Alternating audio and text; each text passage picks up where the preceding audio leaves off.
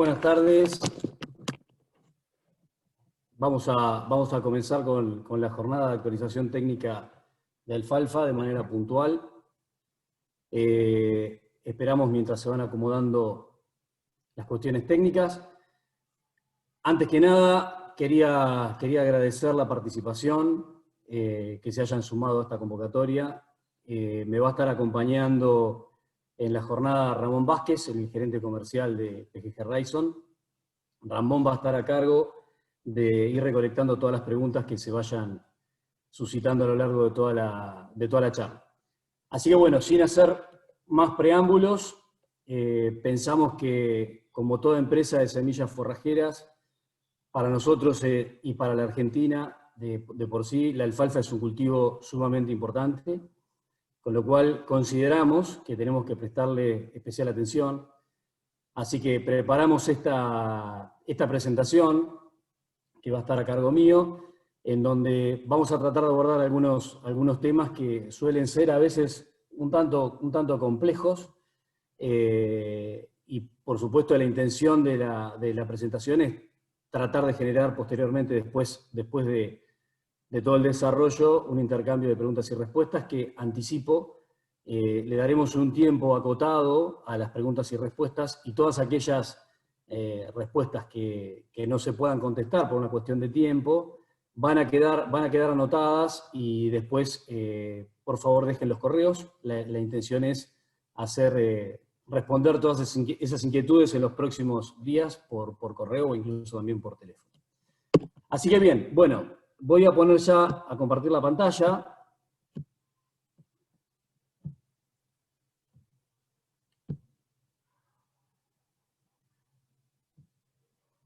Ramón, haceme señas si la estás viendo, como para tener un chequeo. Ok, bien, comenzamos entonces.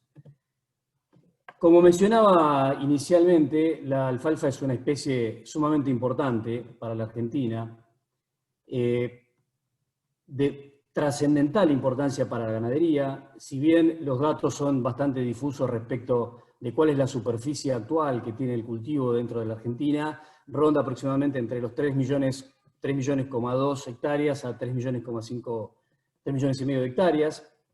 Ha tenido en los últimos tiempos bastantes cambios respecto a la superficie, ha tenido un descenso bastante marcado, que no solamente ha ocurrido en la Argentina, sino que en algunos otros países, también con bastante cultura alfalfera, también han tenido un descenso bastante considerable. De hecho, si miramos y comparamos, que no es la intencionalidad de la charla, cómo ha sido la evolución de la superficie en países en donde la alfalfa es un cultivo muy importante, como Estados Unidos, ha tenido un nivel de descenso bastante similar a lo que ha ocurrido en Argentina, más allá de las diferencias que puede haber en la superficie.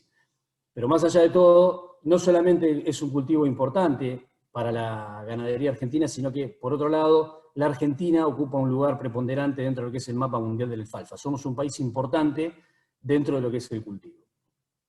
Dentro de la República Argentina, muchas veces tenemos el preconcepto de que la mayor superficie está ubicada en la zona de la cuenca lechera de Santa Fe y Córdoba. Sin embargo, si uno puede ver las estadísticas, observa que el 60% de la superficie está fuera de la cuenca lechera.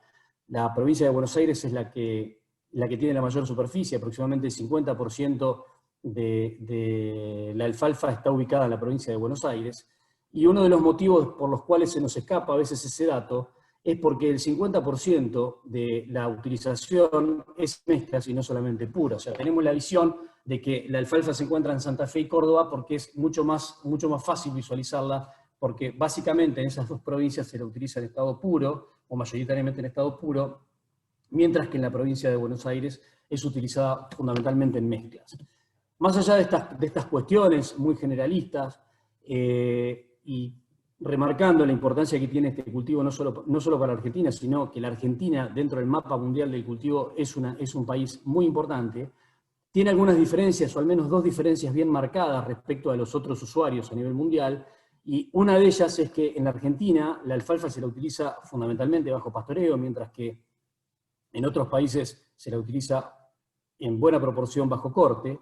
Y el otro punto no menor, que es uno de los ejes principales, creo, o de mayor importancia dentro de toda la presentación, es que el cultivo en la Argentina se la utiliza en ambientes húmedos, mientras que en gran parte del resto del mundo es un cultivo que es utilizado en ambientes de tipo en ambientes áridos o semiáridos y fundamentalmente bajo riego. Este último punto, o estas dos cuestiones, hace que el cultivo, o al menos los cultivares que se desarrollan en Argentina o que se utilizan en Argentina, tienen que tener en cuenta estas dos consideraciones, porque son radicalmente distintas a el contexto en el cual se utiliza en otros países.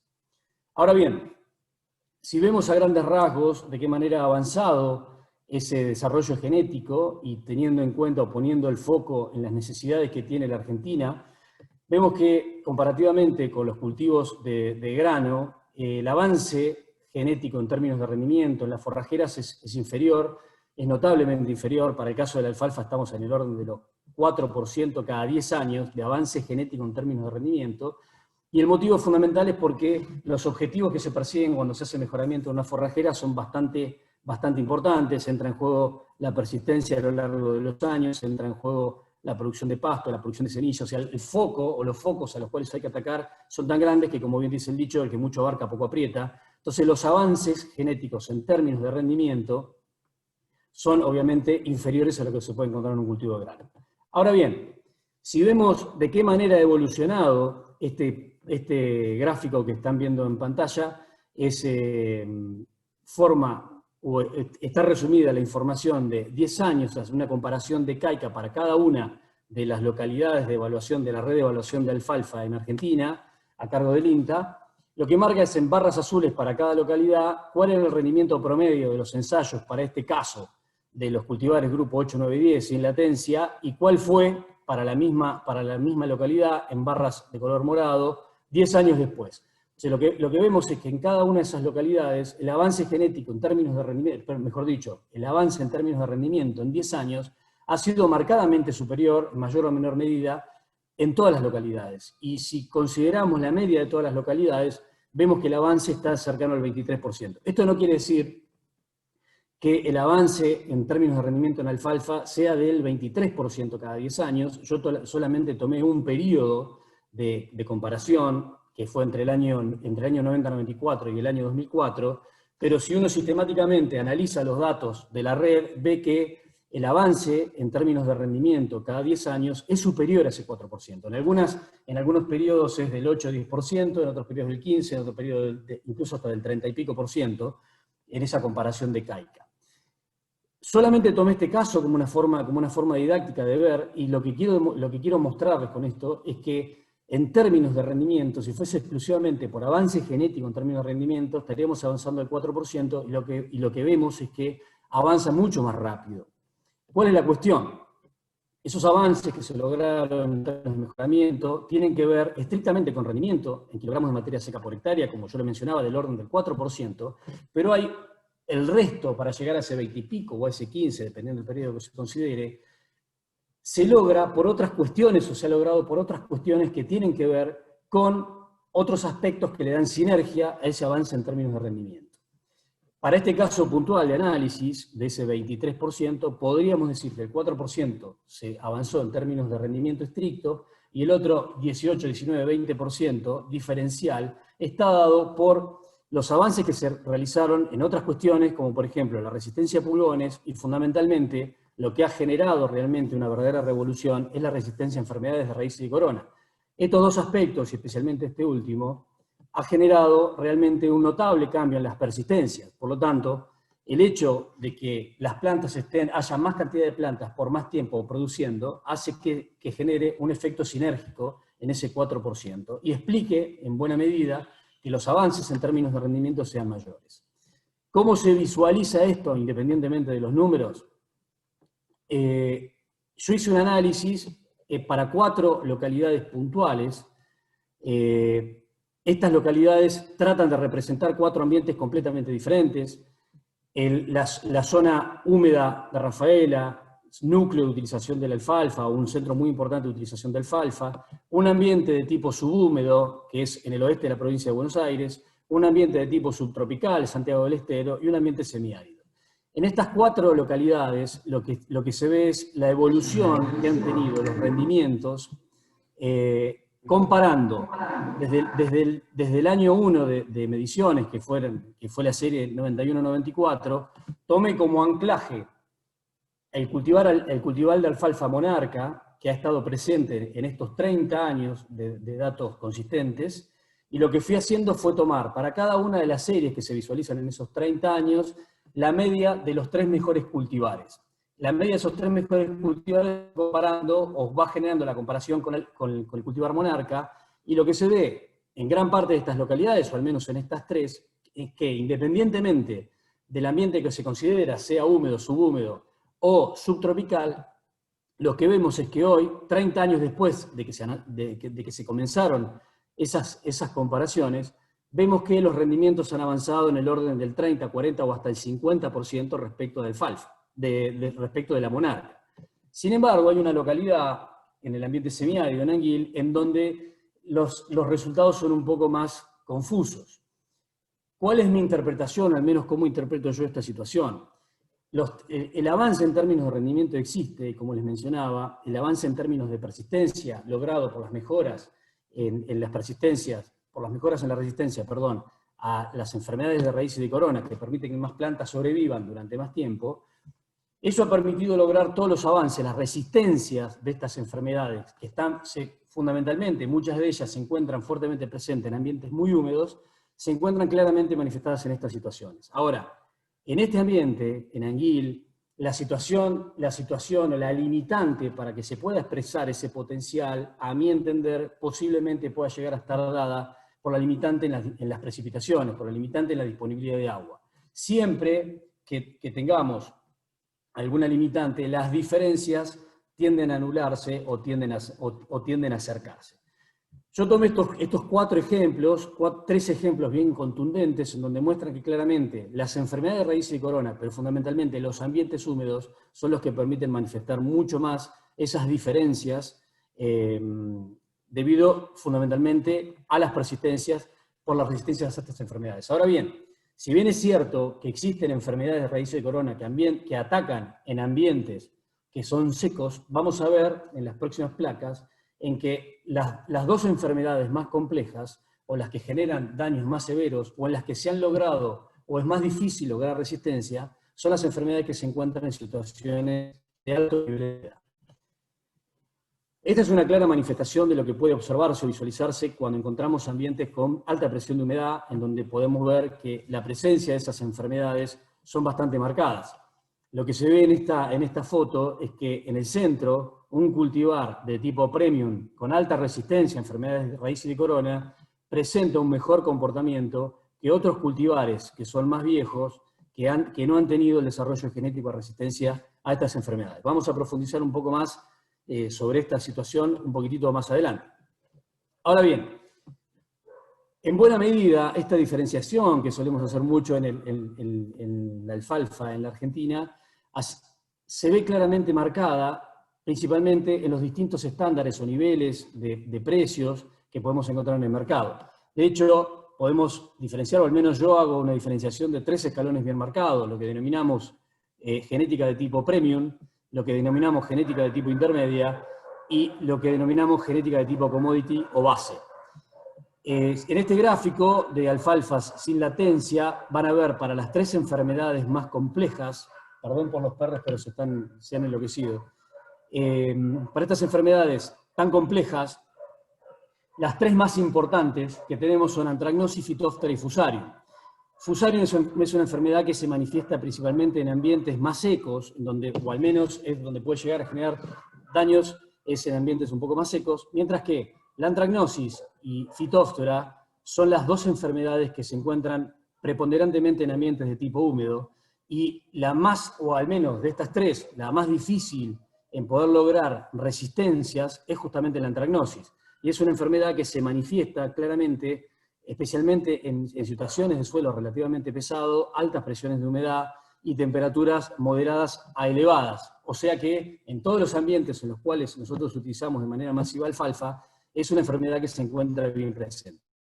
Y para cada una de estas enfermedades, en diferentes colores, van a ver cuál es el nivel de resistencia que tienen los 3 escalones genéticos o los 3 escalones que encontramos de genética en el mercado argentino, que obviamente la diferenciación en sus precios está dado justamente por esto mismo, por la resistencia que tienen al perfil, la resistencia a enfermedad de raíz y corona, porque es ni más ni menos que la mejor forma de poder lograr esa manifestación del potencial genético que tienen en su interior. Si el cultivar se muere, no puede manifestar ningún tipo de avance genético, o al menos lo va a manifestar mucho menos que aquella que tiene mayor resistencia. Esta barra celeste lo que marca es el nivel de alta resistencia. Cuando un cultivar tiene más del 50% de plantas sobrevivientes a la presencia de la enfermedad, se determina como de alta resistencia. Y como verán, para los 3 casos, la barra de color celeste, que es para el cultivar de tipo premium, en este caso la G969, vemos que las resistencias es un cultivar de alta resistencia, la genética de tipo intermedia también tiene alta resistencia, pero para el caso de la antragnosis, lo que vemos es que es mucho más difícil lograr altas resistencias y los cultivares de segmentos genéticos inferiores no llegan a tener esos niveles de tolerancia a la enfermedad. De la misma manera, si vamos a los cultivares de tipo 6, también podríamos encontrar esos 3 escalones, o básicamente 2 escalones, los cultivares de genética tipo premium y los cultivares de genética intermedia, en donde vemos exactamente la misma fotografía. La antragnosis es la enfermedad fundamentalmente limitante y es la que es más difícil encontrar niveles de resistencia genética, y solamente los cultivares premium, en este caso representado por la G686, son los que tienen capacidad de poder tolerar la presencia de esa enfermedad. Ahora bien, haciendo foco en la antragnosis como una de las especies como la enfermedad limitante, o al menos la que limita en buena medida las resistencias, vemos que el mercado argentino no presenta una gran cantidad de cultivares con altos niveles de resistencia, expresados como AR o alta resistencia. Tanto, yo tomé de los cultivares activos en la última publicación hecha por la revista Avances, que es de la red de INTA, tomé todos los cultivares con latencia intermedia y ven que solamente el 36% de los cultivares que se encuentran ahí son de alta resistencia a la antragnosis, mientras que en el caso de los cultivares sin latencia, solamente el 26% de los cultivares presentan alta resistencia. Por lo tanto, es una enfermedad que es limitante para la persistencia de los cultivares. Las altas resistencias se encuentran solamente en aquellos cultivares de tipo premium, y encontramos una proporción de cultivares en el mercado argentino muy baja que presentan resistencia o altas resistencias a esta enfermedad. Por lo tanto, una de las recomendaciones que yo les remarcaría es que cuando tengan que hacer elección de cultivares, piensen fundamentalmente en que tengan no solamente buenos niveles de producción, sino que, de manera indirecta, la mejor manera de poder ver los mejores niveles de producción lo van a encontrar en los perfiles de resistencia a enfermedades, fundamentalmente a la antragnosis, que creo que es la más limitante, al menos para la zona de producción en la región pampeana, en donde tenemos presiones de humedad altas. Para ver un poco en qué consiste esto, cómo se puede llegar a manifestar desde el punto de vista práctico, esto es un trabajo que hice hace un tiempo, en donde puse como foco la cuenca lechera de Santa Fe, Córdoba, y lo que analizamos es que si los ponemos o trazamos los diferentes ambientes que podemos encontrar, el ambiente más bajo obviamente que no va a estar dentro del análisis la utilización de alfalfa, pero lo que vemos es que si nos vamos a un ambiente en donde tenemos bajo riesgo de anegamiento, son pocos los años en donde la alta humedad podría manifestar la presencia de enfermedades, vemos que tanto un cultivar premium como un cultivar no premium pueden tener diferencias poco notables. Ahora, cuando nos vamos a ambientes en donde tenemos un poco más de humedad, que hace que la presión de enfermedades por efecto de la humedad, o al menos estas dos enfermedades tan problemáticas como son la antragnosis y Phytophthora, se manifiestan con muchísima mayor intensidad, y la consecuencia de eso es que generen muchísima pérdida de plantas y consecuentemente un impacto bastante importante en la producción. Lo que es claro es cuando las variedades de menor valor las pasamos de esta situación a esta situación, se genera ese tipo de efecto, pero esto no implica que solamente las bajemos de posición en el relieve, sino que esta misma situación muchas veces suele darse o suele verse en años en donde las precipitaciones son mayores o se manifiestan presiones por parte de la humedad más importantes. Esta situación, que acá la manifestamos en diferentes posiciones del relieve, esto mismo lo podemos ver en las partes más altas, en los años que son húmedos, y especialmente en los otoños que son húmedos, o en los veranos que son muy húmedos, en donde la doble combinación de presión de humedad y temperatura hace que se manifiesten especialmente enfermedades como la antracnosis, que es la que mayor impacto genera.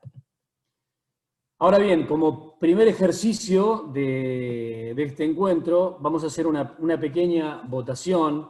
Yo ahora voy a disparar una votación en donde me gustaría conocer un poco cuál es la opinión de los que están participando. La pregunta es, ¿estoy dispuesto a pagar por genética premium? O sea, ¿cuánto estoy dispuesto a pagar por genética premium respecto de la monarca? La primera respuesta es nada, 15% de sobreprecio.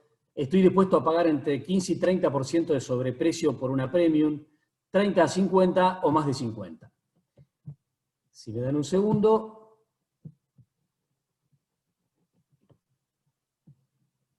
Ahí puse la votación. Ramón, indícame que se esté viendo, por favor.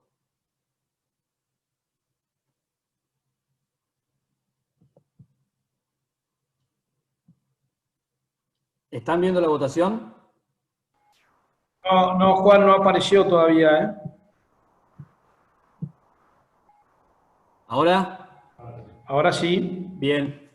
Ahí está. Dejamos unos segundos para que voten y continuamos. Les muestro los resultados y continuamos.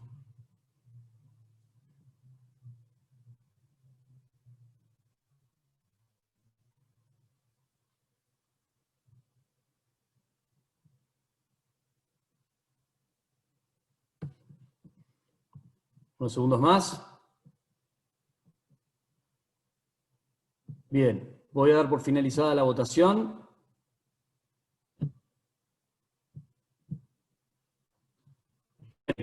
¿Están viendo, Ramón, los resultados? Los resultados de la votación, de la participación, dicen que Sí, correcto. el 2% está dispuesto a pagar ningún sobreprecio y casi el 50% está dispuesto a pagar entre un 15 a un 30% de sobreprecio. Bien, seguimos adelante.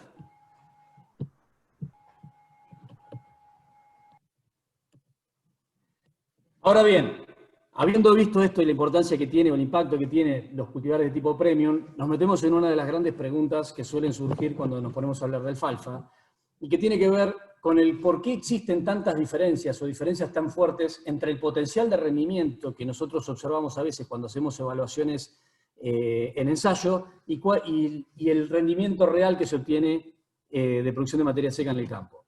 Acá lo que les estoy mostrando son ensayos obtenidos durante 4 años en Pergamino, comparativamente con un campo comercial utilizado, donde se utilizó alfalfa en Balcarce. Si bien no son perfectamente comparativos, el objetivo de esto no es un objetivo estrictamente científico, sino que el objetivo es que sea didáctica la observación. Y lo que podemos ver es que, si bien hay cultivares que son diferentes, hay algunos cultivares que se repiten, y lo que encontramos realmente como algo muy contundente es que en términos generales lo que vemos es que lo que se suele obtener a lo largo de todo el ciclo de producción a campo es aproximadamente un 30 o 40% de lo que nosotros solemos medir cuando vemos los potenciales de rendimiento en el campo. ¿Cuál es la diferencia? Estas son situaciones, en el campo son situaciones extensivas, mientras que las condiciones experimentales, para poder observar esos potenciales, tratamos de dar todas las condiciones ideales para que puedan expresar el potencial. A grandes rasgos, vemos que, si bien esto es muy, podemos decir, muy extremo, vemos que lo que se obtuvo en el campo en 3 años de producción, se obtuvo en el primer año de producción en condiciones experimentales. Si bien esto, les repito, no es para verlo de manera estricta, lo que vemos es que realmente, a grandes rasgos, podemos decir que estamos capturando un 30, 35, 40% del potencial que tiene la variedad, independientemente de cuál sea esa variedad. La pregunta es, ¿por qué? ¿Qué es lo que ocurre en el medio? Y la verdad que las limitantes que existen en el potencial son variadas, son muchas. Yo me voy a tratar de focalizar en 3 o 4 que me parece que son, no sé si muy importantes, o al menos son variables que suelen no prestarse demasiada consideración. El primero de los puntos es el pH. O sea, todos sabemos, los que usamos alfalfa, o los que en algún momento hemos usado alfalfa, sabemos que es una especie que fuertemente necesita pH neutro, tirando hacia lo básico, y que no tolera demasiado la acidez. Ahora, ¿sabemos cuál es el impacto real que tiene el efecto de la acidez? La segunda pregunta, los requerimientos nutricionales. Sabemos que es un cultivo que requiere realmente de muchos nutrientes, pero conocemos verdaderamente la escala de la necesidad, y una de las grandes preguntas o de los tabúes, la necesidad de nitrógeno de la alfalfa. ¿Tenemos clara cuál es la necesidad real? ¿La estamos considerando convenientemente? ¿No la estamos subestimando? Y el otro de los puntos es, ¿cuál es el impacto de la elección varietal, mejor dicho? ¿Cuál es el impacto que tiene la elección de los escalones de genética en la necesidad de esos requerimientos? Realmente no es lo mismo. Vamos a ver, no es lo mismo lo que exige un cultivar premium de lo que exige un cultivar básico, o mejor dicho, antiguo. El otro punto, otro de los temas muy poco considerados, ¿cuál es el impacto que tiene las limitantes físicas del suelo? Uno de los grandes problemas que estamos empezando a ver en los últimos años, y vamos a ver algo sobre el tema. El otro punto, también muchas veces minimizado, los requerimientos hídricos del cultivo. Estamos en un ambiente húmedo, eso es cierto, y en los otros lugares del mundo, como mencionábamos, la alfalfa se la utiliza fundamentalmente bajo riego. Acá llueve, pero tenemos mucha inestabilidad de lluvias. Entonces, ¿cuál es el impacto de tener un cultivo de secano de alfalfa? Y el último de los puntos, para terminar de cerrar todo esto, es ¿qué impacto tiene la genética o la elección de los diferentes niveles de genética en su utilización en ambientes restrictivos? Algo vimos sobre el inicio y lo vamos a terminar cerrando casi con algo similar. Vamos con el primero de los puntos. El pH, el impacto que tiene el pH en el cultivo de alfalfa. Sabemos que la alfalfa requiere de pHs neutros, y acá vemos un trabajito muy interesante, muy sencillo, en donde se compara o se pone en un pH de neutralidad, o cercano a la neutralidad, vemos que los rendimientos de la alfalfa, del maíz y de la soja están al 100% de su potencialidad. Ahora bien, cuando nos bajamos a 5,7, que es un pH levemente ácido, encontramos que los cultivos de maíz y de soja tienen un impacto de un 20%, o sea, siguen rindiendo alrededor del 80% de su comparativo potencial. Sin embargo, la alfalfa tiene un impacto realmente enorme. O sea, la sensibilidad que tiene el cultivo a la acidez es realmente muy importante. Cuando bajamos, por lo que se ve en este gráfico, en esta tabla, cuando pasamos de 6,8 a 5,7, vemos que la alfalfa, en este caso, disminuyó en su rendimiento un 60%. O sea, el impacto de la acidez es realmente muy importante. Y les quiero contar una muy mala noticia. Este es un trabajo interesantísimo que me han prestado el Laboratorio de Suelo Fértil de ACA. Ha recopilado una cantidad de información enorme en los últimos 20 años. Hay cerca de 160.000 muestras. Y acá lo que les quiero mostrar es cómo fue la evolución del pH de nuestros suelos, de la región pampeana, considerando los pHs originales, o sea, los pHs pristinos, cómo estábamos de pH en 2011, y miren cuál es la situación que tenemos en 2018. Toda la zona marcada en el mapa en el 2018, en colores naranja o rojo, indican pH que están ácidos, o que si nos dejamos llevar por esa tabla que mostré recientemente, podemos decir que todo lo que está pintado en naranja y rojo en ese mapa, estamos de arranque, o sea, de pique, estamos en una disminución potencial de las alfalfas en esa región que podría estar afectada solamente por el pH en un 50%. O sea, en esos ambientes podríamos llegar a pensar que podríamos tener, ya de arranque solamente por efecto de pH, un 50% de disminución del potencial de rendimiento. Y si miramos, toda esta zona es donde tenemos, teóricamente, en esta región, está una parte muy importante de nuestras alfalfas puras, y toda esta zona es una de las zonas más importantes de la provincia de Buenos Aires, con lo cual, toda la zona alfalfera básica, o al menos una parte importante donde están ubicadas las alfalfas, tenemos severos problemas de acidez, con lo cual podríamos estar considerando que ya tendríamos una disminución de rendimiento muy apreciable. Ahora bien, metiéndonos en los nutrientes, yo acá les puse un cuadrito en donde tenemos qué cantidad de kilos por cada uno de los nutrientes requiere cada uno de estos cultivos forrajeros por tonelada de producción. Entonces esto se lee de la siguiente manera: la alfalfa necesita 2,8 kilos de fósforo nutriente por cada tonelada de materia seca. Esto lo tenemos claro, sabemos que la alfalfa tiene un nivel de exigencia con el fósforo enorme, un nivel de exigencia en calcio también enorme, pero ¿tenemos claro cuál es el nivel de exigencia o de necesidad de nitrógeno que tiene una especie que tiene niveles de proteína altísimos?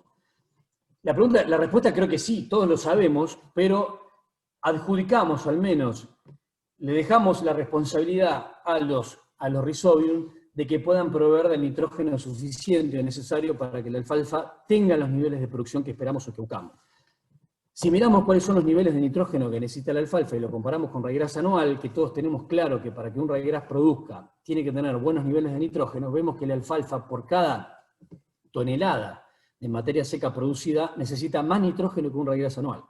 Y por otro lado, si tomamos en consideración que un ryegrass puede producir 7, 8, 9 o hasta 10.000 kilos en el máximo de sus potenciales de materia seca por hectárea, y estamos pensando que una alfalfa en un segundo año produce 25.000 kilos, realmente, o puede producir 25.000 kilos, estamos ante una situación en donde realmente tenemos que tener claro que la alfalfa requiere mucho nitrógeno, pero realmente muchísimo nitrógeno. Ahora bien, como les decía recientemente, toda la responsabilidad de esa provisión de nitrógeno se la volcamos a los Rhizobium. Sabemos que los Rhizobium son capaces de generar una cantidad de nitrógeno importantísima. La pregunta es, ¿son capaces realmente de proveer de todo eso, de todo lo que necesita la alfalfa? Entonces hay una serie de ensayos que les voy a mostrar. Este es un ensayo que muestra que en el año de implantación, la fertilización nitrogenada en alfalfa no solo que no generó ningún impacto en la productividad de la alfalfa, sino que incluso genera un efecto negativo. Esto creo que todos lo tenemos bastante claro. Sin embargo, miren lo que pasa en el segundo año o a partir del segundo año. Cuando entramos en el segundo año, después del primer año, el efecto de esos Rhizobium que trabajan implantándose en ese primer año en las raíces y generando un gran trabajo de fijación de nitrógeno, evidentemente empieza a tener algunos problemas y se da esta situación. A partir o después del primer verano, las alfalfas empiezan a mostrar respuesta, o al menos hay ensayos que muestran, o incluso también prácticas de campo que muestran que la fertilización nitrogenada de alfalfas de segundo año empieza a marcar realmente respuesta. Por lo tanto, la pregunta que nos tenemos que hacer es, primero, ¿eso está bien? Segundo, si está manifestando respuesta, creo que es un punto que hay que tomar muy en consideración, tomando en cuenta cuáles son las necesidades que el cultivo tiene. Ahora bien, veamos un poco cómo trabajan esos Rhizobium.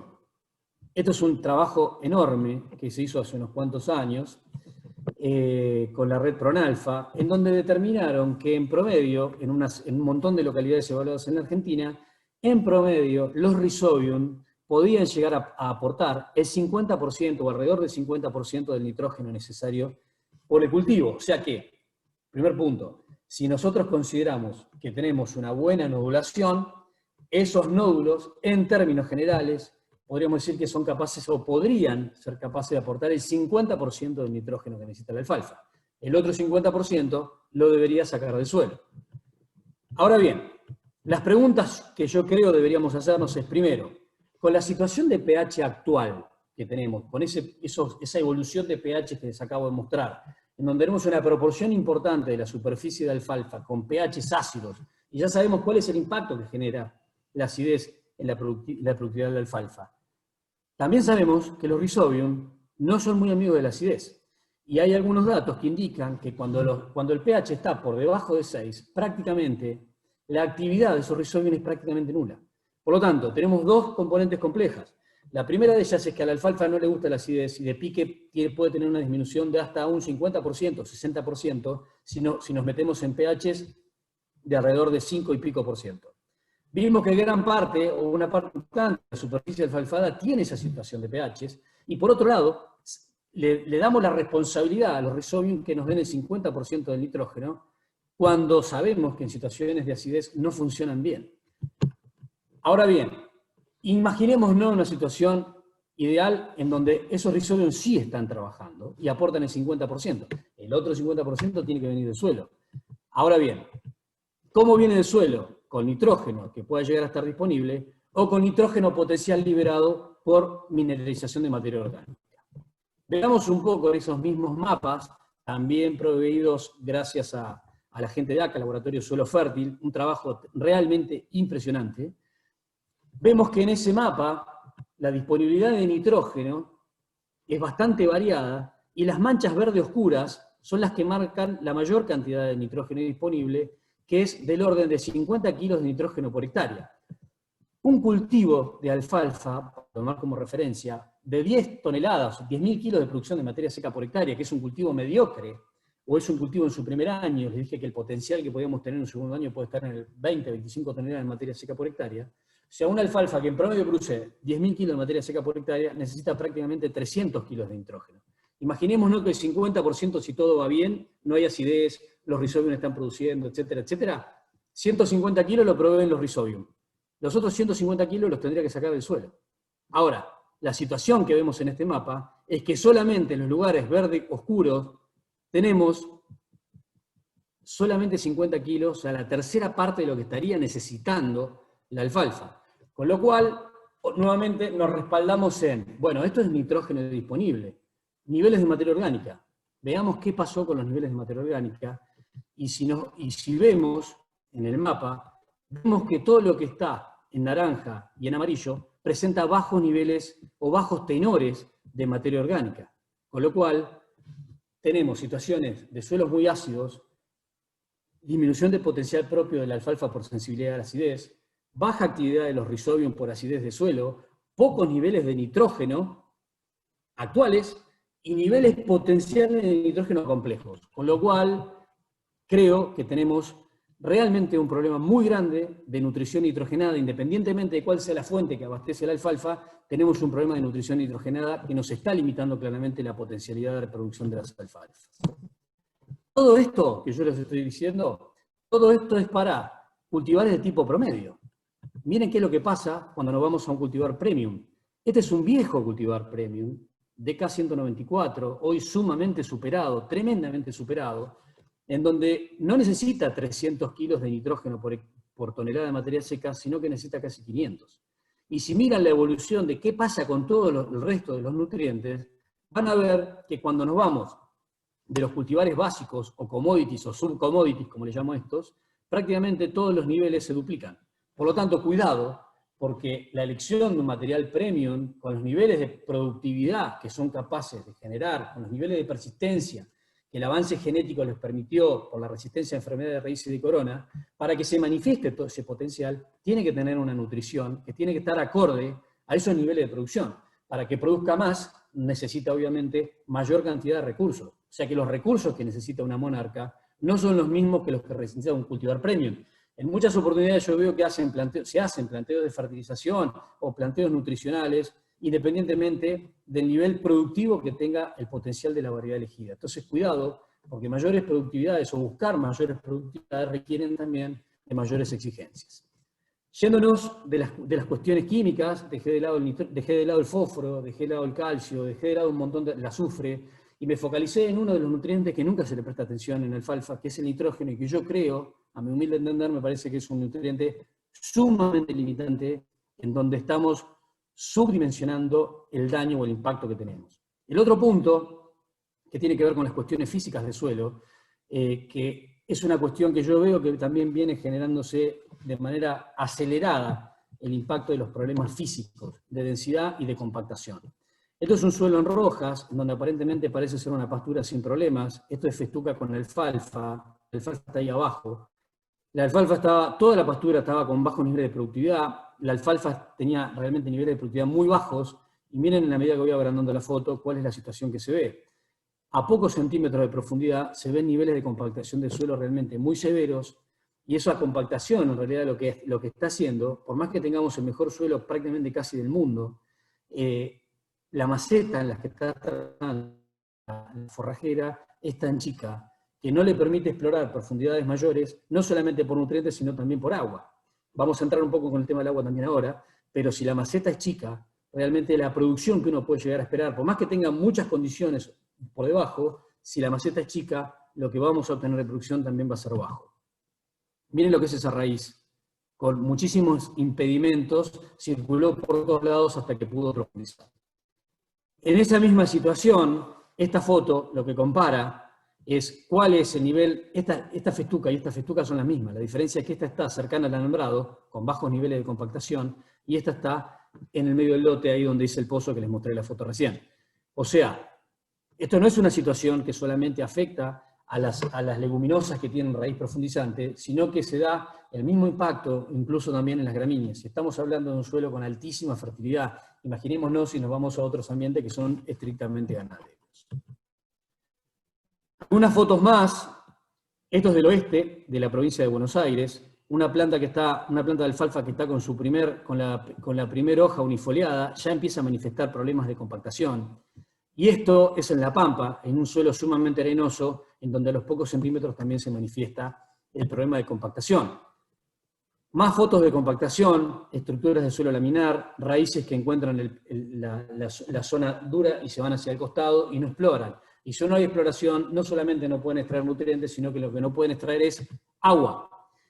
Esta es una foto muy vieja, sacada en Córdoba, en la zona de Ballesteros. Este es un albardón de un arroyo, en una situación, en un momento del año bastante seco, que lo que quisimos ver es qué es lo que pasaba, o al menos me consultaron cuál era el problema que estaba ocurriendo en este campo, por qué esta zona, les muestro ahí para que se vea claramente ese escalón, esto no es un eléctrico, sino que es un escalón que marcaba todo un manchón arenoso sumamente compactado. En esta situación de suelo arenoso, extraje estas plantas, raíces muy ramificadas claramente por un efecto de impedimento de suelo que no podían profundizar. De este lado, la situación era completamente diferente, no tenían esos niveles de compactación y los niveles de exploración radicular acá eran muchísimo mejores que los que estaban acá. Así que cuidado, porque el efecto de la compactación no se da solamente en los suelos que son pesados o relativamente pesados, sino que podemos tener problemas de compactación muy severos en ambientes que son incluso arenosos. Y la limitante claramente va a estar no solo en los nutrientes, como les mencionaba, sino también en el agua. Para meternos un poco en esto, y también algunos aspectos que creo que tenemos que dejar de subestimar, sabemos que la alfalfa es una especie que es sumamente tolerante a la sequía una vez que está implantada, pero lo que tenemos que tener claro es que es una especie que es una carbono 3, sumamente demandante, necesita muchísima cantidad de agua para producir materia seca. Estos son diferentes niveles de necesidades, estos son cantidad de milímetros por tonelada de materia seca. Podemos decir que la alfalfa necesita entre 50 a 100 milímetros por cada tonelada de materia seca. Por lo tanto, podríamos decir que está directamente relacionado a las precipitaciones. Sabemos que la alfalfa a partir del segundo año es capaz de generar una raíz sumamente profundizante, que puede llegar hasta los 3, 4, 5 metros. A veces hay una especie de competencia por ver quién ha encontrado la raíz más profunda en la alfalfa. Y la verdad que si bien esto es cierto, que a partir del segundo año la alfalfa es capaz de profundizar si no tiene ningún impedimento, lo que es interesante considerar, y este dato es nacional, y yo creo que en esto hay que tener mucha precaución, y si nosotros nos ponemos a mirar un poco, o nos ponemos a analizar los datos nacionales de la red de alfalfa, vemos que los años que son secos, realmente se genera una disminución en los rendimientos de manera muy marcada. ¿Cuál es el punto? Si bien es cierto que la alfalfa puede profundizar con sus raíces a partir del segundo año, lo que también es cierto es que no puede obtener absolutamente toda el agua que necesita para mantener los niveles altos de producción, extrayendo solamente agua de napa. Y en esto quiero hacer mucho énfasis, porque por lo general tenemos alfalfa de segundo año, tenemos años secos como este, y nos recostamos en nuestra cadena forrajera o en nuestra planificación forrajera, y pensamos que la alfalfa ya está, tiene raíces de 3-4 metros de profundidad, entonces es capaz de extraer todo el agua que necesita para mantener los niveles de productividad. Y la verdad que no quiero extenderme mucho en este tema, que es sumamente apasionante, vemos que el agua que extrae la alfalfa de profundidades es agua que la utiliza básicamente para supervivencia, y que no es agua que la traduzca directamente en producción de pasto.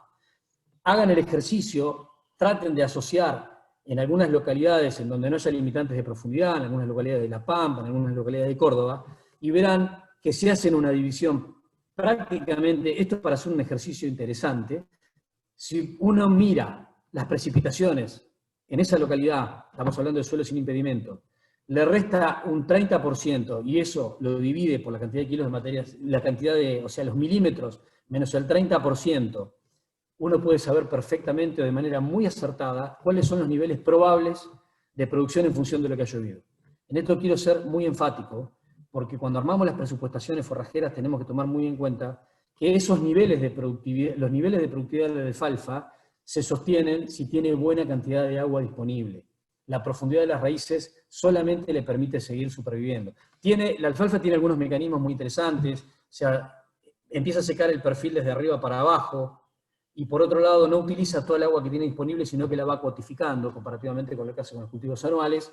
Pero independientemente de eso, que es un poco más, quizás para ahondarlo más en detalle, el mensaje que les quiero dejar es, si van a hacer una presupuestación forrajera, tengan en consideración que las alfalfas de segundo año solamente 15, 20, 25, 30% las traen de profundidad. El otro 70, 60, 70%, o sea, el agua que necesita para producir la materia seca de manera productivamente efectiva, la va a tener que sacar del suelo. Por lo tanto, si no tenemos materia orgánica, que ya vimos cuál es la situación, si tenemos densificación de suelo, que nos genera macetas chicas, si no tenemos buenas precipitaciones, o sea, si no podemos acumular agua en el perfil efectivamente productivo, que son los primeros 80 centímetros o un metro, los niveles de productividad, o sea, no se nos va a morir la alfalfa, pero los niveles de productividad a los que podemos llegar a aspirar son realmente, no sé si reducidos, pero no van a ser los que podemos llegar a suponer si pensáramos que las raíces profundizantes nos van a resolver la cuestión. Segundo punto, segunda pregunta en la participación. Dentro del planteo productivo, la limitante que yo tengo en la producción, o sea que el productor tiene, es por la genética utilizada, respuesta 1, respuesta 2, por la nutrición química, si es que hay algún limitante. Le adjudico las limitantes productivas, en mi caso en particular, a problemas físicos, a falta de agua o a manejo insuficiente. Pongo la votación en línea.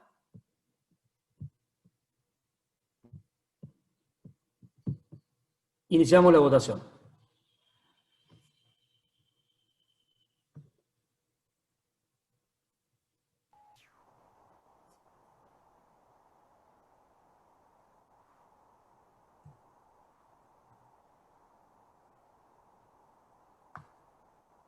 La dejo correr hasta que lleguemos al 75% de los asistentes, como para tener un dato bien contundente.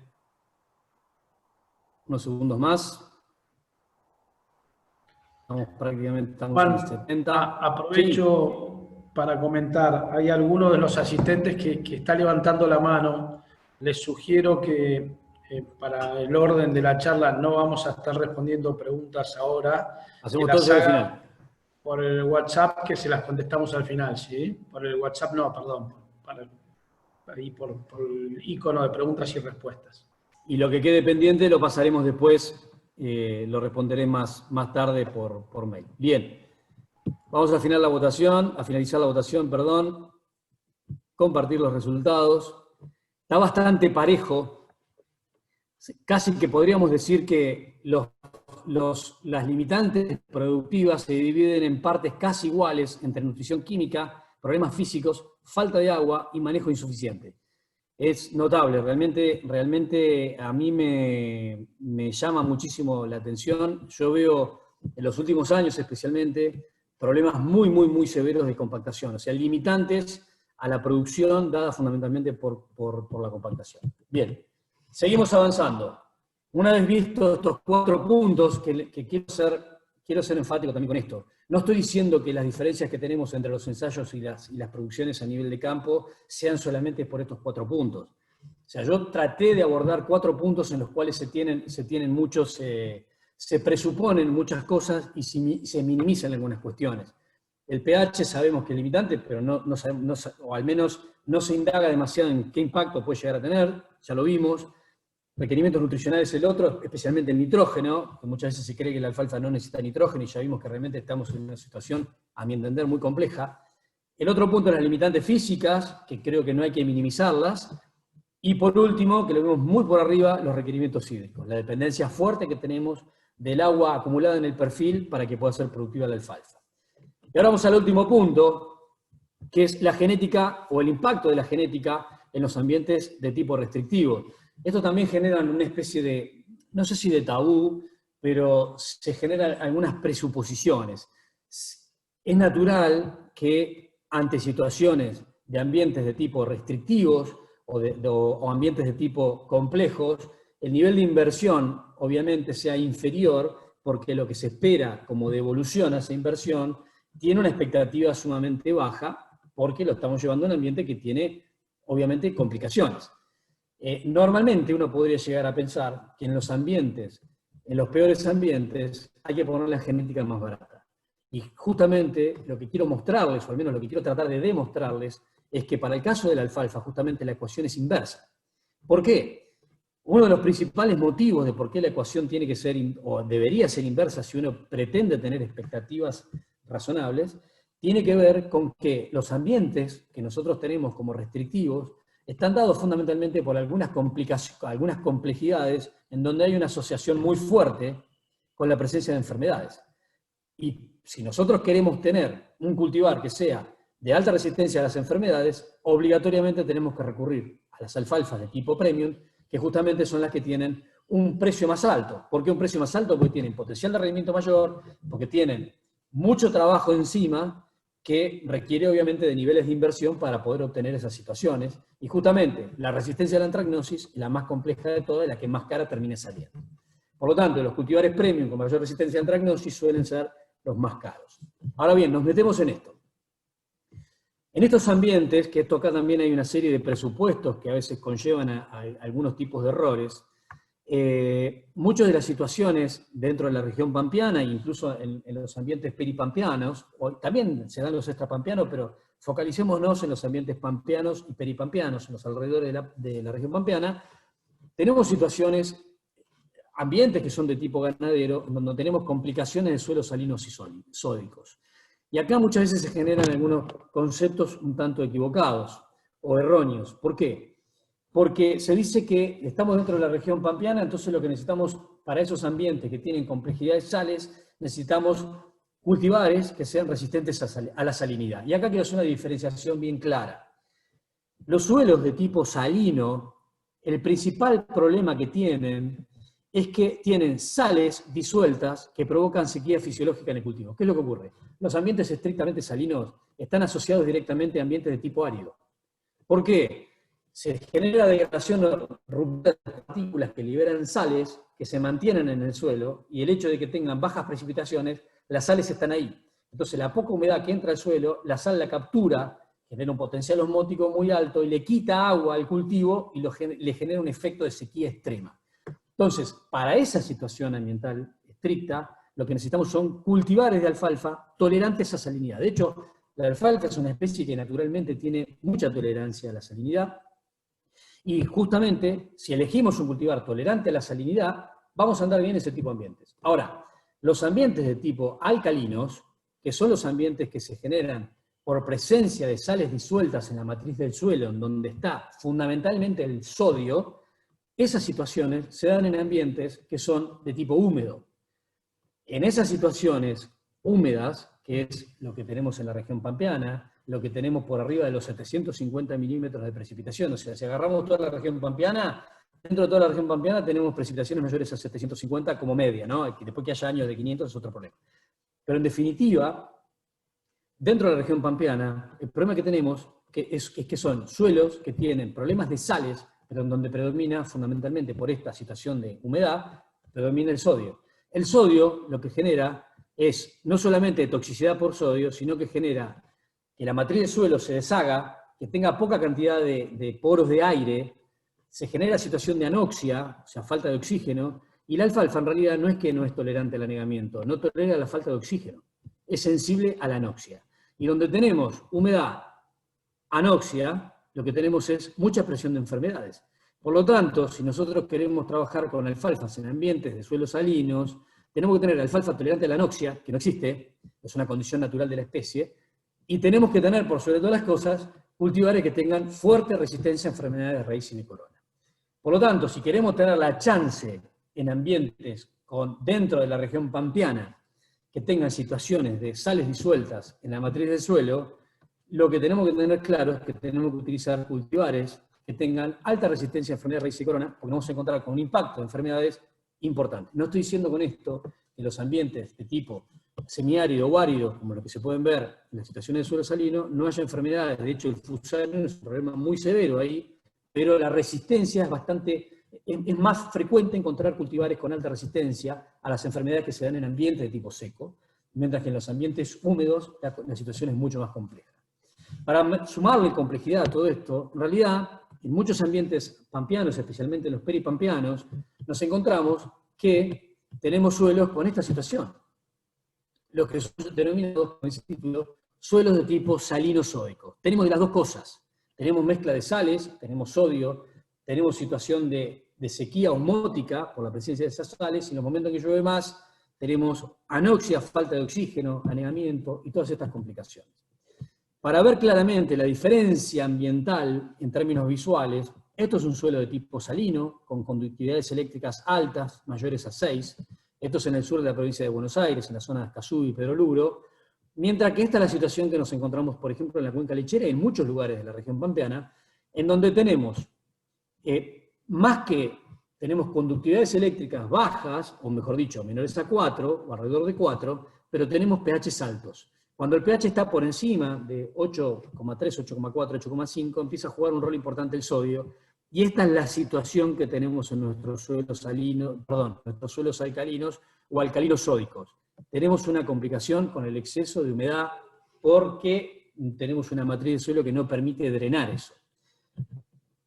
Para ver el impacto o para manifestar esta situación o el impacto que genera estas cosas, este es un trabajo, un ensayo de cafetería que hice hace muchos años atrás, 16 cultivares diferentes, cada parcela es un cultivar distinto de alfalfa, con perfiles sanitarios diferentes, cultivares premium con alta resistencia, intermedios y cultivares commodity, incluso hasta subcommodities, cultivares muy viejos con bajas tolerancias. En esta situación, sin anegamiento, pero en una parte, esto es en pergamino, en una parte con mucha presión de humedad y con mucha presencia de enfermedades, pero sin sal, pusimos estos cultivares de alfalfa, y a su vez, aquí al costado, sobre suelo esterilizado, sin presencia de enfermedades, pero con agua, regados con agua con 10 de conductividad eléctrica, o sea, con sal, sin enfermedades, y acá sin sal, pero con enfermedades, los mismos cultivares.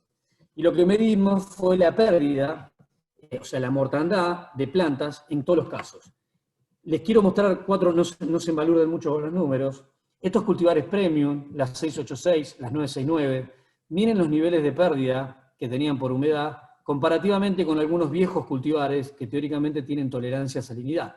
Pero para no perderse tanto con esto, el resumen general, muy simplista, que hice, es que en esta situación tuve 4 veces más pérdida de plantas por humedad que por salinidad. Entonces, la conclusión, no sé si equivocada o no, que yo encuentro es que dentro de la región pampeana, los problemas de la presencia, o sea, la presión fuerte de enfermedades, genera muchísimos más problemas de persistencia que lo que tenemos la salinidad. Y obviamente, si no tenemos persistencia, lo que no tenemos es producción. Por lo tanto, como conclusión general de esto, podría llegar a arribar a la conclusión general de que para poder tener cultivares que tengan potencialidad genética de producción y que tengan la expectativa de poder lograr buenos niveles de producción en materia seca por hectárea, sí o sí tendría que ir, o al menos debería irme hacia cultivares premium, no solamente por la presión, por la resistencia a las enfermedades de raíz y de corona, sino porque tienen implícito ese potencial que lo pueden manifestar solamente por el hecho de tener mejores persistencias, más allá de lo que internamente tienen en su bagaje genético. Entonces, si nos vamos a ambientes de tipo secos, en donde tenemos situaciones en donde las enfermedades no son tan complejas, y es la salinidad propiamente dicha la que genera el impacto, ahí sí podríamos hacer un análisis un poco diferente. Pero, en definitiva, lo que les quiero mostrar con esto es que si nos vamos a ambientes marginales dentro de la región pampeana o ambientes complejos o extremos, es clave y es fundamental que vayamos a cultivares de tipo premium, no solo por el potencial de rendimiento, sino por la expectativa de persistencias que puedan llegar a manifestar ese rendimiento. Ahora, la pregunta que todos nos hacemos es, ¿se pagan? Ustedes ahí en esa votación de la participación dijeron que están dispuestos a pagar, o estarían dispuestos a pagar, un 15 a un 30% de sobreprecio por un cultivar premium respecto de un cultivar no premium o commodity. Este es un análisis muy simplista también que tiene fines didácticos y no tiene por qué ser extremadamente estricto. Alguno puede llegar a objetar que se utilizó tal o cual labranza o lo que fuese. En definitiva, lo que hice fue tomar de una revista de presupuestación muy conocida, puse los 3 presupuestos de implantación de pasturas, o sea, los 3 planteos son exactamente iguales, Esto es del 2019, o sea, tiene precios viejos justamente a propósito. Y la única variante que tomé para los 3 planteos son 3 precios o 3 valores de semilla completamente diferentes que representan a los cultivares premium. Los valores que ven son precios de tipo mayorista y viejos, a propósito. En definitiva, a lo que quiero llegar es a la comparación relativa de los 3 planteos para ver si la genética premium realmente ya tenemos claro que es superior y que tiene beneficios, ver si realmente se paga. La única variante que tienen los 3 planteos es el precio de la semilla. Tomé genética premium, tomé genética commodity representada por Monarca, y tomé una genética que yo llamo de tipo subcommodity, que es un escalón aún por debajo, y está como referente la alfalfa australiana Seckel, pero podría poner una gran cantidad de cultivares. Son los cultivares más baratos que podemos llegar a encontrar en el mercado. Ahora bien, claramente, en esa comparación, el impacto del precio de la semilla es notable para los 3 casos. O sea, claramente la genética premium genera un costo por hectárea muy superior a los demás. Ahora bien, ¿se acuerdan cuando vimos las necesidades por segmento genético de cada uno de los nutrientes, en donde subimos el cuadrito en la necesidad de nitrógeno del cultivar, de la media que eran 300 kilos de nitrógeno por cada tonelada de materia seca? Subimos en el caso de la DK 194, que es solamente un representante de la genética premium, que pasamos de 300 a 485. Bueno, de ese ensayo tomé los rendimientos, que son los que se encuentran acá. Producción en kilos de materia seca por hectárea de los 3 casos. Como verán, el costo por kilo de materia seca es notablemente diferente. La premium generó un 13% más de kilos tiene una diferencia de un 13% respecto del material de tipo commodity, y muy notable la diferencia respecto de este. En función de eso, quise hacer una valoración que esto se puede encarar de montones de formas diferentes. En definitiva, lo que quise poner acá es, con ese diferencial, comparando el cultivar premium con la Monarca, considerando el diferencial de kilos de materia seca producido para ese ensayo realmente medido, y considerando estos costos y el valor de la semilla, lo que quise ver de esta manera es cuál es si puede pagarse, o sea, cuál es el diferencial, el costo de oportunidad que tengo por esa pérdida en kilos de materia seca que me genera el hecho de usar un cultivar no premium. En definitiva, y para hacerlo rápido y no ser aburridor en el análisis de los precios, si consideramos que la alfalfa premium se pagó $8 y la Monarca se pagó 5, el diferencial de kilo de materia seca por el costo del kilo de materia seca hace que el costo de oportunidad de esos $5 que se pagó de la Monarca sería el equivalente a haberlo pagado, si los queremos poner en igualdad de condiciones, $9,50. En definitiva, en este caso, la alfalfa Monarca, considerando este tipo de análisis, que no es el único, se pueden hacer montones de análisis diferentes y seguramente se arriban a números distintos. Yo lo que hice en este caso es, realmente, para este tipo de análisis, yo lo que veo es que en realidad la Monarca, cuando la premium la pagué 8, la Monarca la estoy pagando 9,45. Y si tomo en cuenta para planteos de carne o planteos de leche, hice una especie, tomando como referencia algunas personas que consideran, o al menos algunos referentes en lechería, algunos referentes en carne, para ver los efectos de conversión, o sea, cuántos kilos de pasto se transforman en kilos de carne o de leche. Llegué al siguiente haciendo una especie de margen bruto primario. Ojo, esto no es margen bruto de la leche ni es margen bruto de la carne. O sea, tomé en consideración la conversión, los kilos de materia seca producido, el valor del valor de la leche, que también es del año pasado, tanto igualmente de la carne, o sea, están en igualdad de condiciones. Hay que ver los números relativos. Tomando en consideración esa situación, y considerando un margen bruto primario, en donde solamente estoy poniendo en cuenta, como si fuese un margen bruto del uso solo de la semilla, y no los otros aspectos productivos, veo que el diferencial que tengo para leche entre utilizar una premium y una Monarca es de $1.000 y pico por hectárea, a favor de la premium, y para el caso de la carne son $400 y pico por hectárea a favor también de la premium. O sea, ¿qué quiero manifestar? Yo ya sé que alguno va a decir, no, bueno, pero ese número, la conversión, se puede apuntar más arriba, más abajo. está claro, se pueden hacer montones de estos análisis. Esta es solamente una forma de verlo, y es una forma de tratar de comprobar si realmente justifica pagar un sobreprecio por las alfalfas de tipo premium. Yo no tengo ninguna duda de que sí, pero esta es una forma de respaldar lo que yo creo que es conveniente. Última votación y ya vamos terminando, estamos más o menos en hora. Yo acá les voy a pedir algo muy específico, les voy a pedir que solamente contesten aquellos que son usuarios de alfalfa. Creo que puede haber seguramente muchas personas escuchando que no sean usuarios de la alfalfa. Les voy a pedir que solamente contesten aquellos que son usuarios. Este año sembré alfalfa y logré lo que buscaba. Este año sembré alfalfa y la perdí. Voy a sembrar alfalfa el próximo otoño. Pienso hacerlo en esta primavera o directamente no vuelvo a alfalfa, no uso alfalfa. ¿Cuál es el motivo, el fundamento de esta pregunta? Este año ha sido un año realmente muy complejo para las implantaciones, sumamente complejo.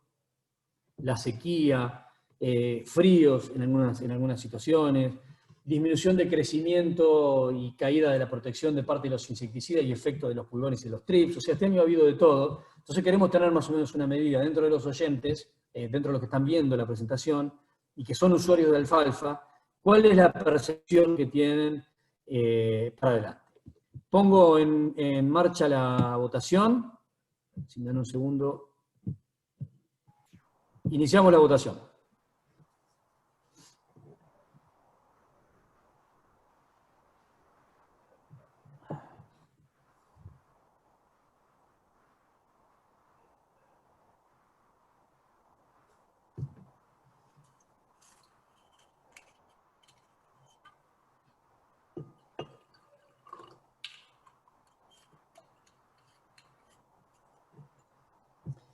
En este caso no voy a llegar al 70% porque presupongo que una parte de los que están viendo y escuchando no son usuarios, entonces vamos a llegar más o menos al 50%, estamos en el 45%, espero unos segundos más y doy por finalizada la votación.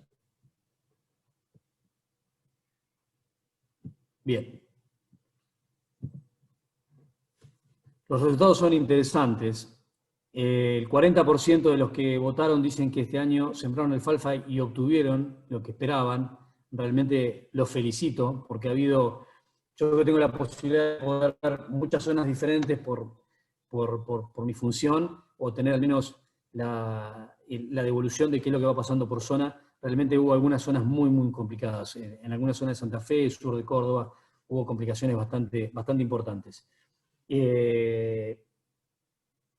La otra parte interesante de las respuestas, como verán, la tercera, que es el 37% dice que va a sembrar el próximo otoño, realmente nos pone muy, muy contentos, no solamente porque vendamos semillas, sino que el cultivo el año pasado tuvo una crisis que yo creo que ha sido de las más profundas que ha tenido el cultivo en la Argentina, una disminución realmente, al menos de la superficie medible, ¿no? Estamos hablando de semilla fiscalizada, una baja muy importante, y por suerte, según lo que hemos podido relevar con la Cámara de Semilleristas, este año ha recuperado aproximadamente un 20% el volumen consumido volumen de semilla consumida fiscalizada, ¿no? O sea, daría la impresión que recuperó un poco lo perdido el año pasado.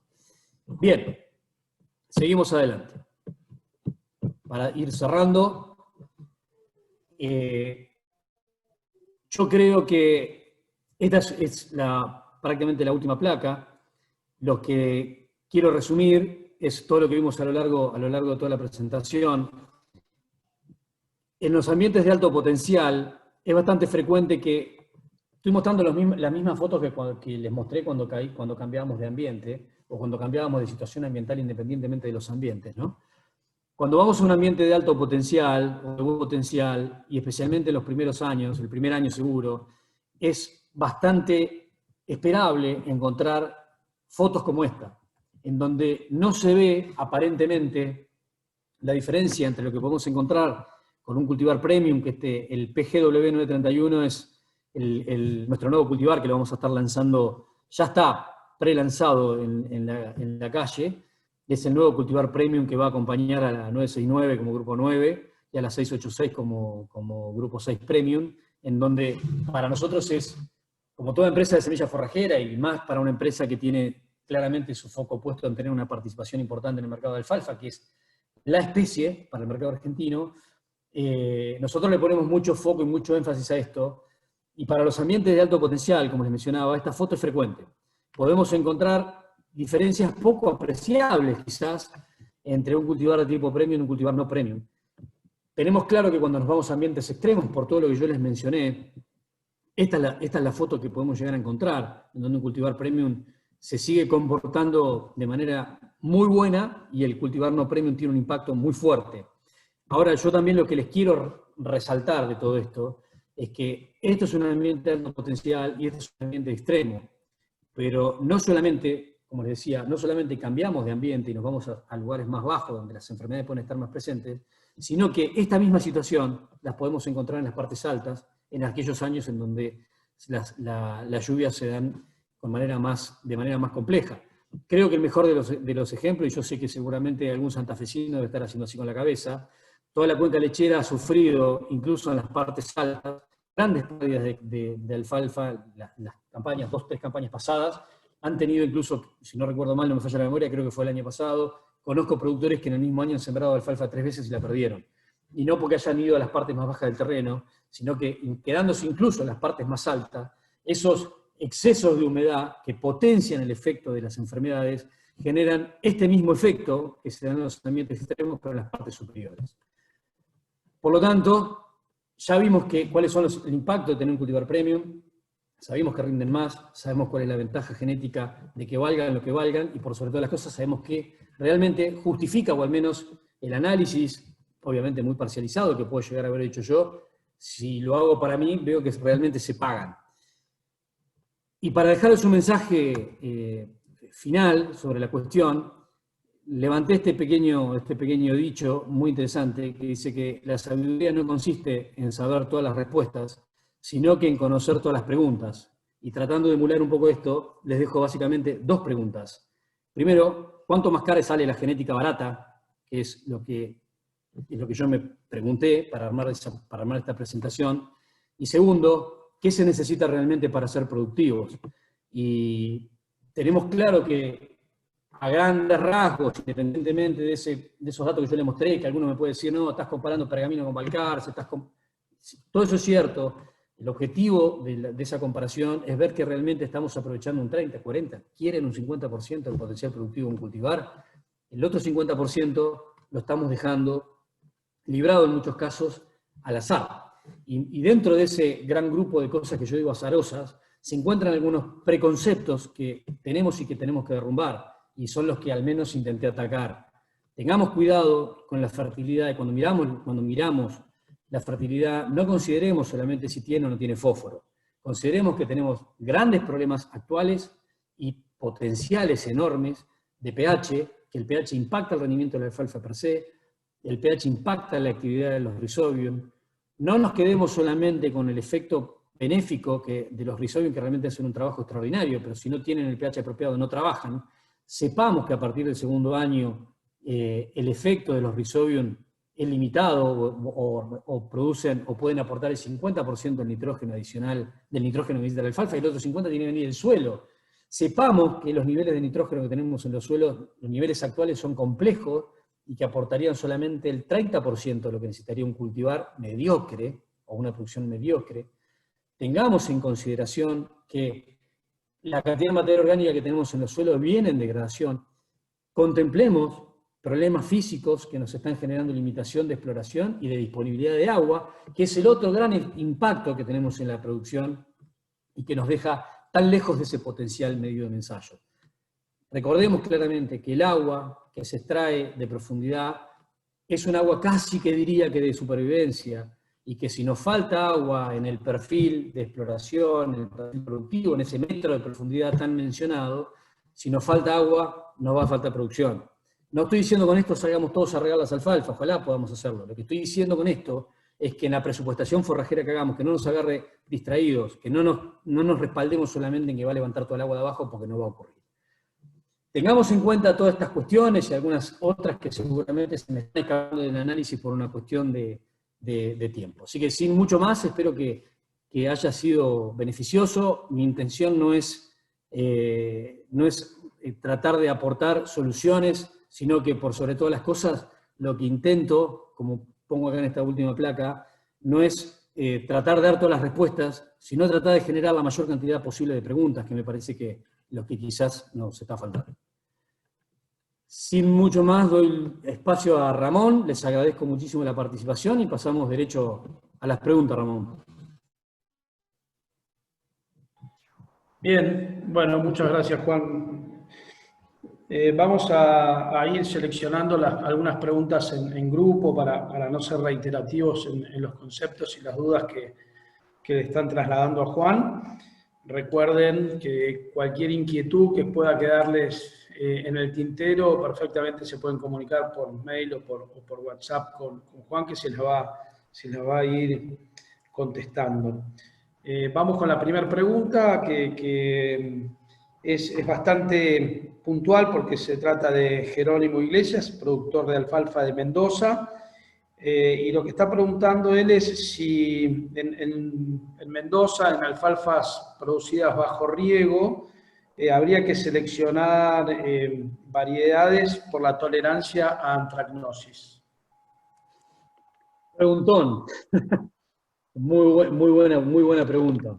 A ver, antes que nada, antes de responder la pregunta, yo olvidé poner en la placa final mi correo electrónico.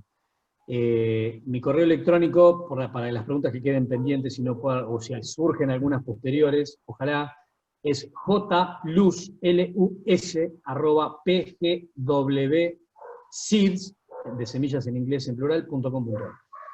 Respondiendo a esto que decía este buen hombre de Mendoza, que nos sacó un poco de la región pampeana y peripampeana, estas son las cosas que nos permite este tipo de jornadas que nos sacan geográficamente a otros lugares que quizás no le prestamos demasiada atención. En términos generales, yo lo que diría es que sí, la respuesta es sí, pero es una respuesta parcial. ¿Por qué?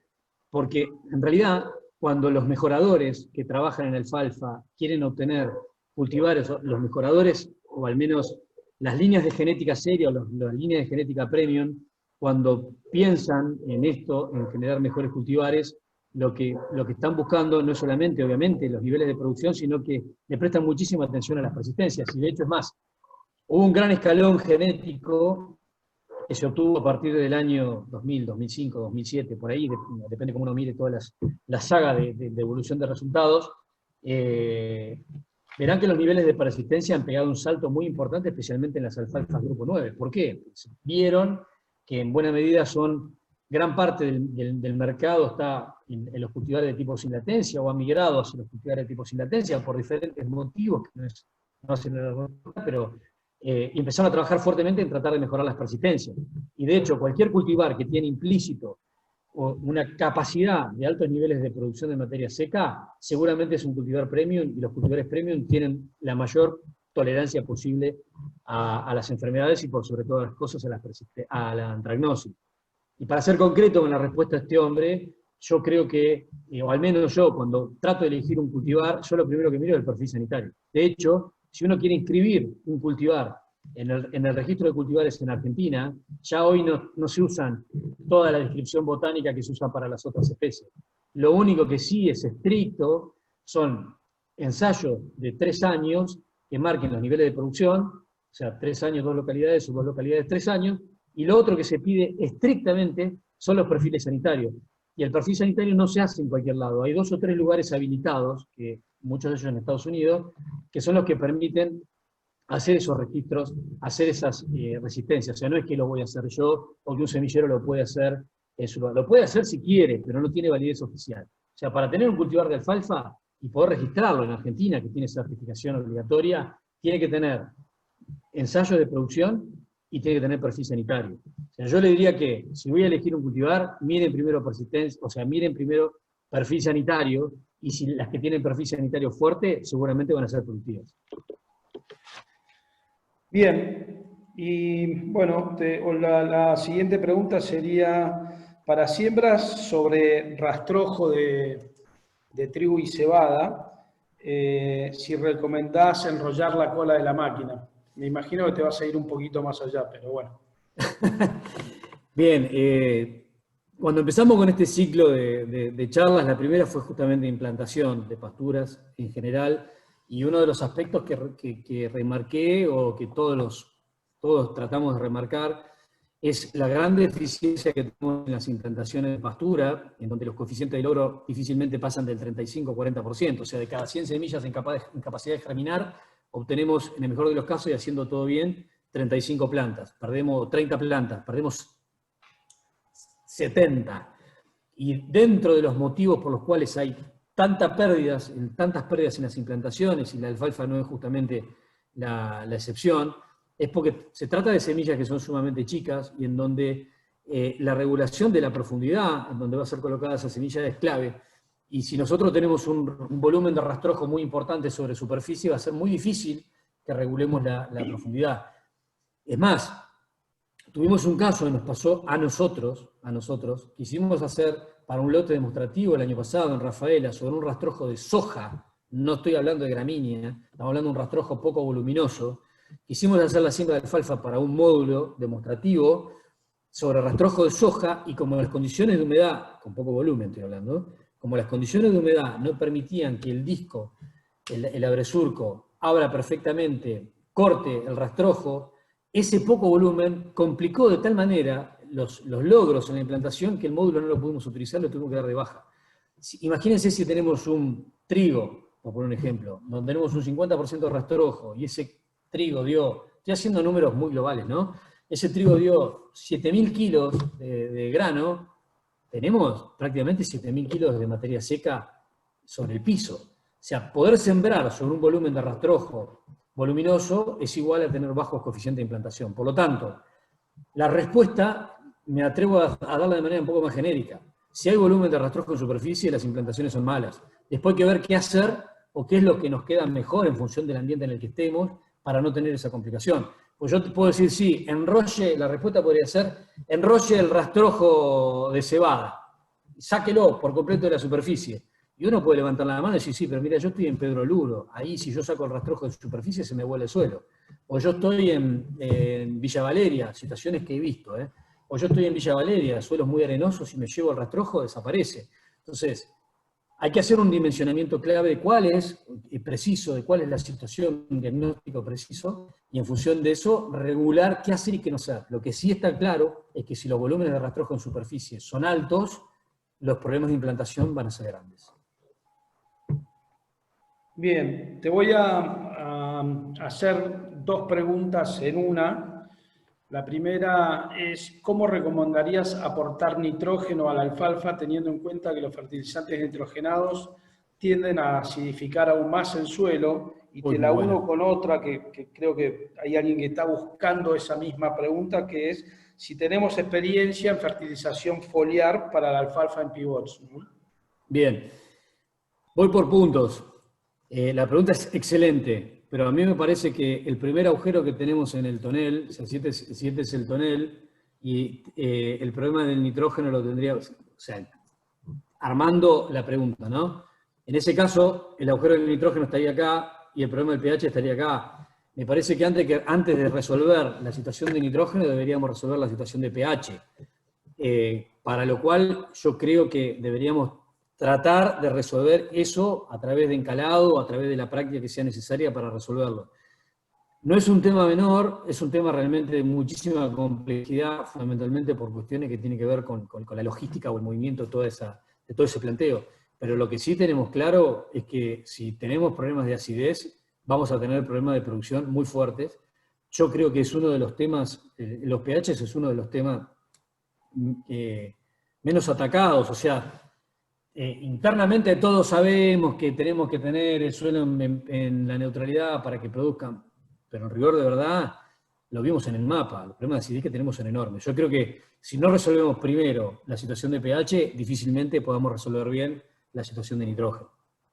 Creo, ¿no? Bien, entonces te pregunto, ¿cuál es la metodología que recomendás para el encalado? Finito. Me olvidé de una cosa, el tema de la fertilización foliar. Acá hay bastantes discrepancias, no me quiero meter específicamente, o sea, no es mi intención hacer una charla de fertilidad de fertilizantes, fundamentalmente porque no soy un especialista en la materia. Yo creo que con la diversidad de productos que hay, es para indagar muy, muy en detalle.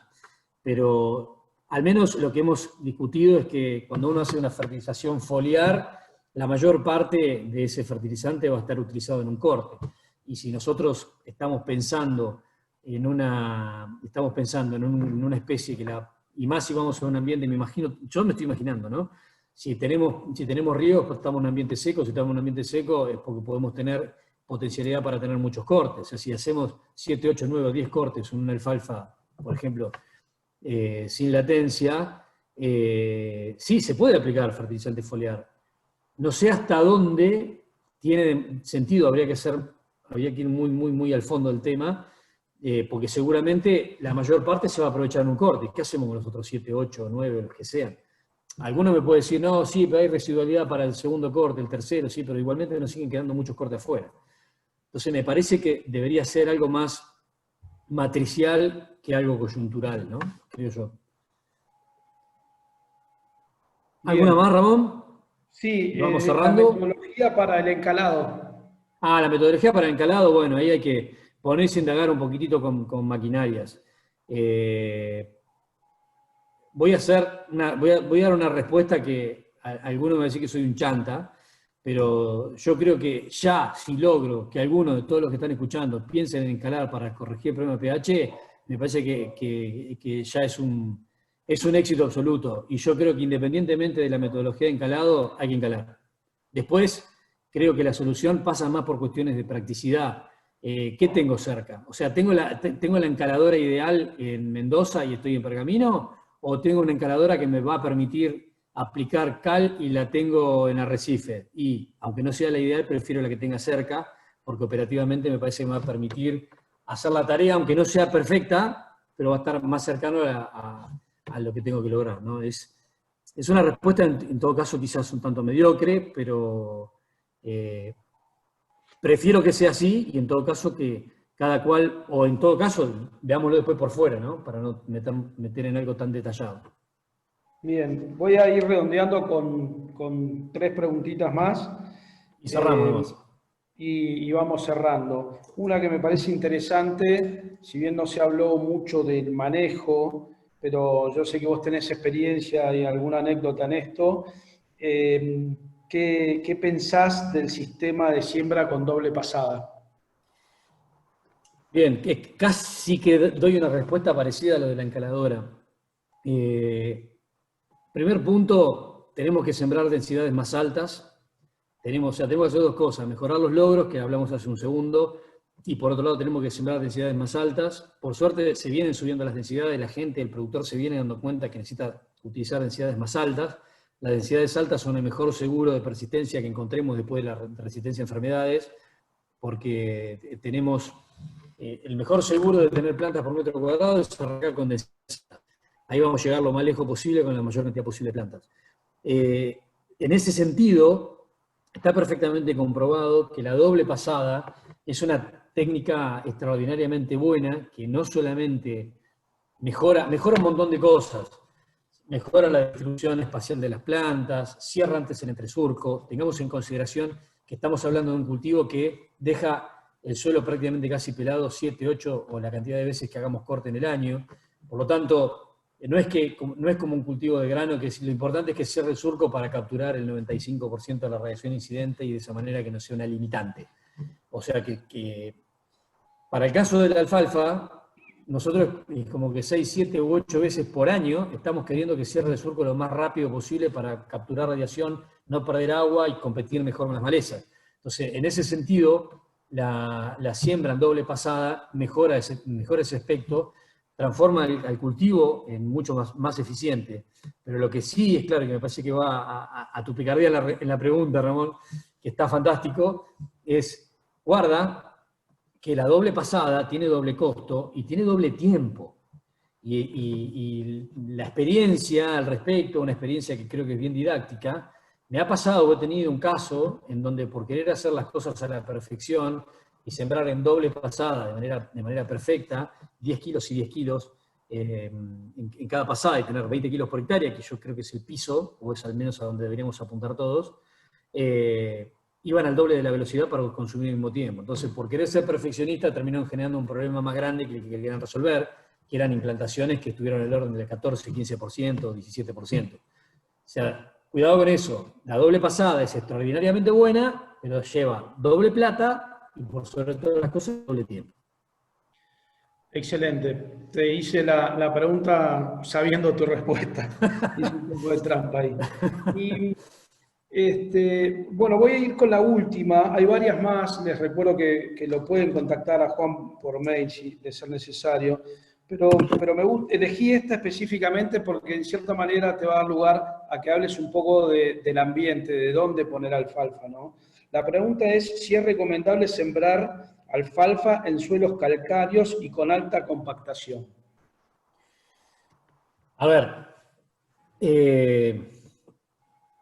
y acá les cuento una pequeña experiencia, o mejor dicho, un excelente pelado de frente. Hace unos cuantos años atrás, muchos años, todavía no tenía, estaba lejos de tener cana en la barba, traje una colección de alfalfa de raíz ramificada, pensando justamente en tener la solución. Uno, lo primero que piensa es, uno se va a ambientes que tienen naturaleza calcárea, tiene muchísima cantidad de calcio, es uno de los nutrientes que la alfalfa necesita en mayor volumen, la alfalfa es calcícola por naturaleza, la cantidad, me acuerdo hasta el dato de memoria, la cantidad de calcio que necesita una alfalfa que produce 10.000 kilos de materia seca es el equivalente a la que necesitaría una soja que tuviese la potencialidad para rendir 35.000 kilos de grano por hectárea. O sea, no existe esa soja hoy todavía, pero para que se den cuenta el nivel de brutalidad de calcio que necesita una alfalfa. Entonces, que lo primero que pensé, tengo un suelo con alto nivel de calcio disponible, tendría que tener buen nivel de producción, el calcio en esos casos está asociado a suelos con problemas de profundidad, entonces, sencillo, traigo una colección de alfalfa de raíz ramificada que permita tener una exploración más de manera horizontal que vertical y resuelvo la situación. Bueno, ¿qué es lo que me ocurrió? Que todas produjeron lo mismo. Las que tenían raíz pivotante y las que tenían raíz marcadamente ramificada. ¿Cuál es el fondo de la cuestión? Cuando tenemos un suelo con limitante, con tosca, con un planchón de tosca, como en este caso, el problema que tenemos, y volvemos otra vez a la densificación, que es parte de la pregunta, el problema que tenemos es la maceta. Y en esa maceta no solamente necesitamos juntar toda la cantidad de nutrientes que la alfalfa necesita, como en este caso el calcio, sino que necesitamos alrededor de entre 50 a 100, pero pongamos una media, de 80 milímetros por cada tonelada de materia seca que produce la alfalfa. Por lo tanto, nosotros vamos a necesitar tener niveles de agua importantes ahí. Independientemente de lo que pase con la raíz ramificada o no ramificada, si no hay agua, porque no tenemos maceta, no hay producción. Entonces, para ese tipo de situaciones, obviamente, podría recomendar la utilización de alfalfa, pero guarda otra vez con la presupuestación forrajera al respecto. O sea, si yo pretendo en un lugar que tengo un planchón de tosca, 30 centímetros de profundidad de suelo, y sé que tengo 700 milímetros de precipitación media, o sea, me estoy imaginando el sudoeste de la provincia de Buenos Aires, por ejemplo, tengo que tomar en consideración que no voy a tener aporte de napa, por lo tanto ese 20, 25, 30%, que es un número que es discutible, no la voy a tener. Voy a depender solamente de lo que tenga en el perfil. O sea que el 100% de lo que yo pretenda producir va a estar asociado con el agua esa. Podemos hacer la división, cantidad de milímetros, por necesidad y nos va a dar los kilos de materia seca. Entonces, ¿se puede hacer? Sí, en tanto y en cuanto adaptemos nuestra cadena forrajera o las necesidades forrajeras a esa situación. Es más, una pequeña anécdota que sirve para explicar didácticamente lo que quiero decir. En un desarrollo de pasturas que hice en Patagonia Sur, hace también unos cuantos años atrás, me llevaron a ver específicamente en Tierra del Fuego una alfalfa grupo 4 que producía 1.500 kilos de materia seca, 1.600 kilos de materia seca por año, un corte. Lo primero que dije, sin tener obviamente también estas canas, es ¿qué sentido tiene tener una alfalfa de un corte por año que produzca 1.500 kilos de materia seca? La respuesta del productor fue muy sencillo. El campo natural acá me produce 400 kilos. O sea, estoy triplicando. Por lo tanto, el aporte de ese único corte, de esos miserables 1.500 kilos de materia seca, era absoluta y totalmente trascendental. Entonces, hay que hacer un buen diagnóstico de necesidad y en función de eso, acomodar las piezas para ver si vale la pena o no vale la pena hacer la alfalfa en ese ambiente de tipo petrocálcico o con limitante de profundidad o densificado. Pero guarda con la densificación. Bien, Juan, me parece Muy que es bien. suficiente con las preguntas.